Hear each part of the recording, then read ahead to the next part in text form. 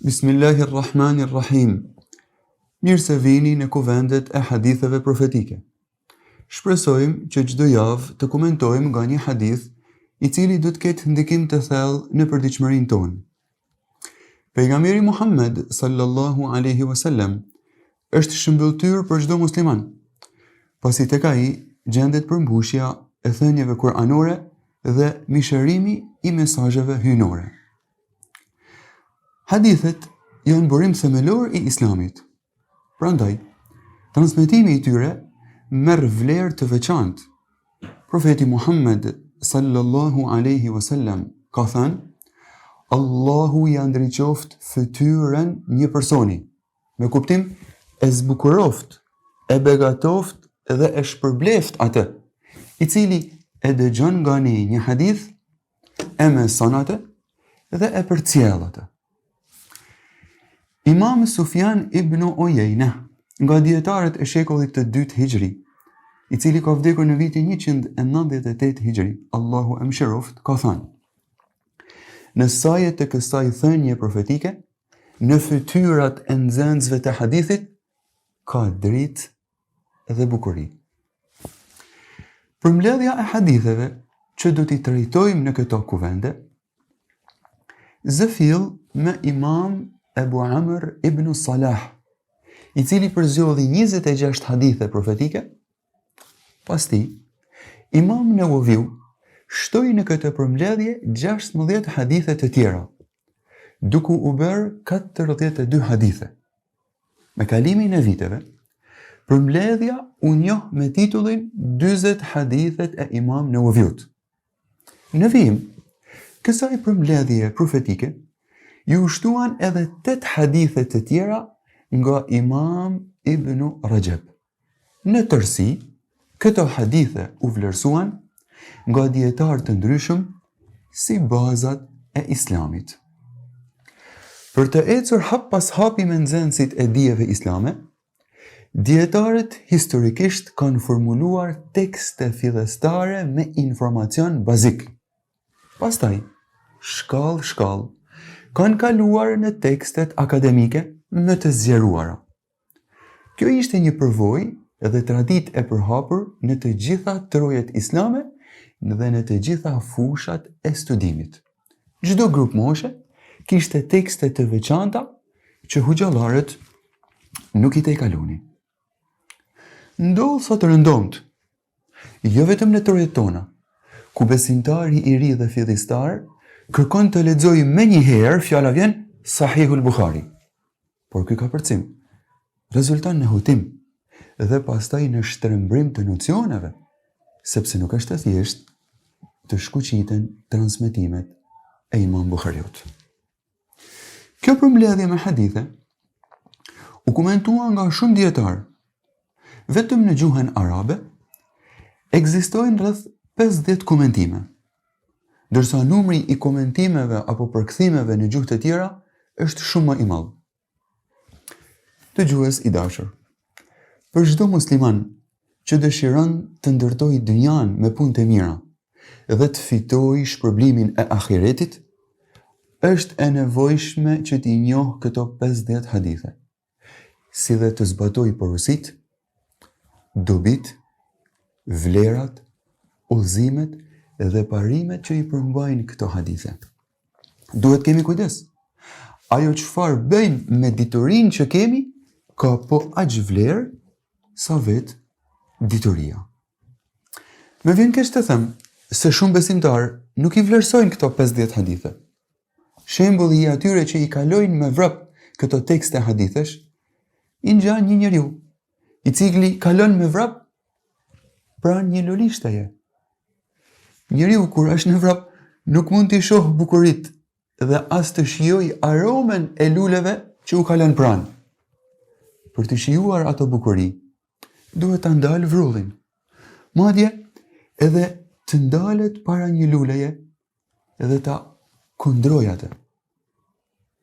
E njëjta vlen edhe me këto hadithe të profetit ton Muhammed sallallahu alaihi wasallam, duhet ta ndalim vrullin dhe t'i lexojmë me kujdes dhe të meditojmë rreth kuptimeve që përcjellin këto hadithe. Në këto ligjërata, Nuk synoj trajtime të zgjeruara, por du përpiqem të prezantoj qartë dhe shkurt informacionin e rëndësishëm, që shpresoj të përvetësohet lehtë. Besoj se kjo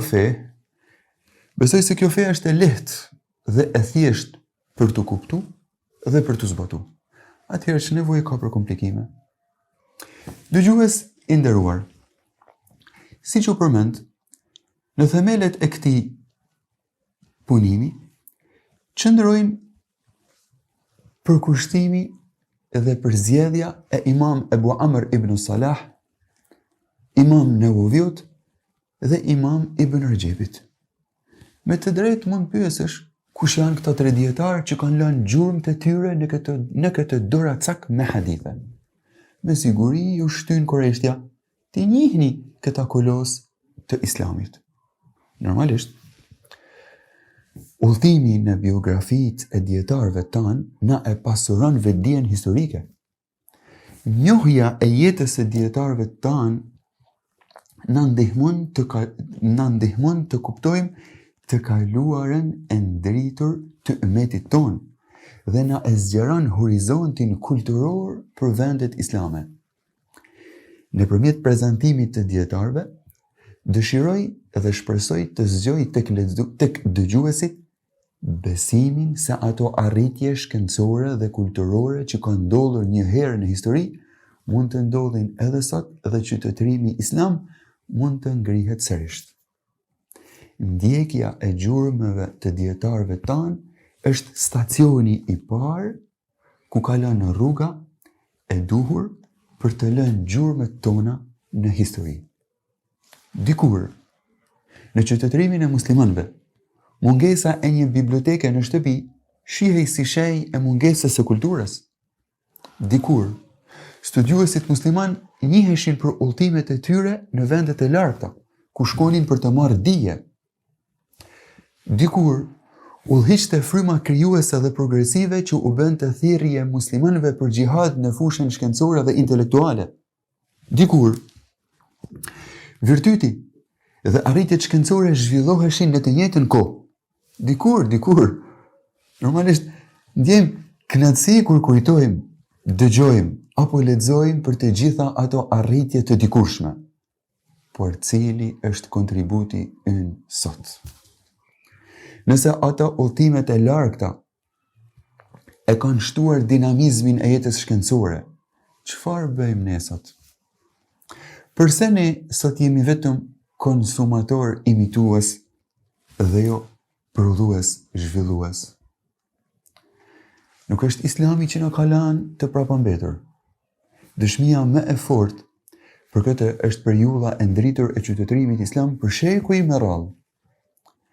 Damarët kryesor të qytetërimit islam janë besimi i sinqert dhe dituria e dobishme. Për sa kohë të furnizohemi prej tyre, besimit dhe diturisë, pozita jonë do t'jetë e lartë.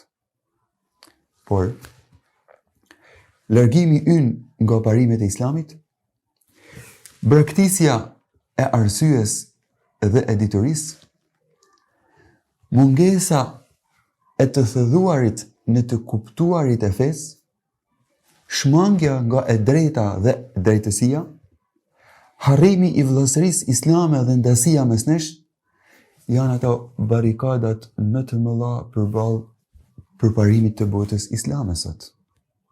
Me drejt mund të pyesësh, ç'mund të bëj unë vetëm? Vërtet, një individ nuk mund të ndryshojë realitetin e botës islame. As nuk mund të zhduk propagandën e përshtirë kundër islamit, por të paktën secili mund të bëjë detyren që i takon, duke qenë korrekt në raportet e tij me Allahun, duke qenë korrekt në raportet e tij me vetveten, familjen, shoqërinë, shkollën ku mëson, vendin ku punon ose vendin ku jeton. Le të kthehemi jetëshkrimit të dietarëve, të cilët kanë lënë gjurmë në këtë doracak me hadithe. Imam i parë ishte Imam Ibn Salah. Emri i tij i plot është Uthman ibn Abdurrahman. Ka lindur në vitin 577 Hijri në qytetin Shahrazur, i cili gjendet në Irak. Është një qytet i banuar nga kurdët. Imam Ibn Salah nuk ka qenë arab, ka qenë kurd, mirë po i ka shërbyer qytetërimit islam në gjuhën arabe. Ky imam rrjedh nga një familje me taban sa fetar, aq edhe shkencor. Mësimet e para i mori nga jati dhe më pas udhtoi në kërkimin e diturisë për në Mosul, Bagdad, Quds, Halep, Damask dhe shumë vende të tjera. Në disa nga këto qendra ka dhënë edhe mësim në institucionet shkencore të kohës. Ky imam ishte i dalluar me përkushtimin e tij në adhurim dhe me autoritetin e tij të lartë mes dietarëve dhe pushtetarëve. Konsiderohet nga kuloset e dijeve të tefsirit, hadithit, fikhut dhe gjuhës arabe. Ky imam është autor i disa veprave, prej të cilave dallohet libri i tij në fushën e terminologjisë së hadithit, i njohur me titullin Muqaddimatu Ibn Salah, që në gjuhën shqipe mund ta përshtasim preambula e Ibn Salahut ose hyrja e Ibn Salahut në këtë shkencë. Kur përdoret titulli Ash-Sheikh, dietari, në këtë disiplinë shkencore, i vetmi tek të cili të shkon me një herë mendja është Imam Ibn Salah. Ky libër u bë pikë referimi dhe burim angazhimi për çdo dietar që erdhi pas tij dhe u angazhua me terminologjinë e hadithit. Imam Ibn Salah ka vdekur në Damask në vitin 643 Hijri, e lutim Allahun që ta mëshirojë. Po Imam Nawaviu kush është? Imam Nawaviu emri i tij i plot është Yahya ibn Sharaf. Ka lindur në vitin 631 Hijri në qytetin Nawa, prej së cilës edhe është njohur me emrin Nawawiu. Për shkak të shërbimeve dhe kontributit të madh shkencor, është njohur edhe me epitetin Muhyiddin, gjallëruesi i dijeve fetare. Pasioni i tij për dije u bë shembull për gjeneratat vijuese. Çdo ditë merrte 12 lëndë mësimi në fusha të ndryshme të disiplinave shkencore. Nga gjuha arabe, nga hadithi, nga jurisprudenca islame, nga komentimi i Kuranit dhe shumë shkenca të tjera islame. Për shkak të përkushtimit të tij, të pandërprerë dhe vullnetit të madh, u bë nga dietarët e dalluar të botës islame.